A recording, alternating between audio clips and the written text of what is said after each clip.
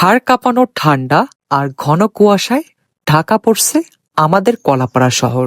পৌষের কনকনে ঠান্ডায় স্থগির হয়ে পড়েছে সাধারণ মানুষের জনজীবন। উত্তর থেকে আসা হিমেল হাওয়ায় কাঁপছে বাংলাদেশের ৬৪টি অঞ্চল।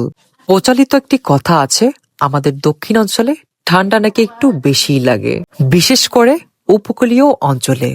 প্রতি বছরের তুলনায় এবছর মনে হচ্ছে একটু বেশি শীত পড়েছে। আমি যখন এই ভিডিওটি করতেছিলাম তখন লোকাল টাইম ছিল 11টা ৪৫। তখনও কিন্তু সূর্যি মামার দেখা পাওয়া যায়নি।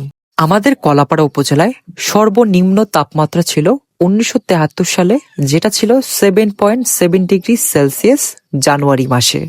এতগুলো বছর পার হওয়ার পর সেকেন্ড সর্বনিম্ন তাপমাত্রা ধরা পড়ে ২০২৬ সালে ৭ই জানুয়ারি, যেটা ছিল ৮.৪ ডিগ্রি সেলসিয়াস।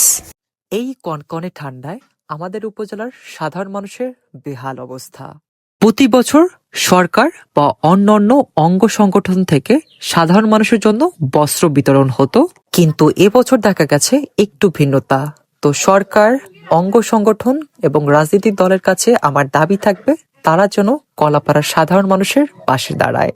কেন আমাদের সমাজে এমন কিছু শ্রেণীর মানুষ আছে যাদের এক মুঠো ভাত, একটু কাপড় কিনতে অনেক স্ট্রাগল করতে হয়।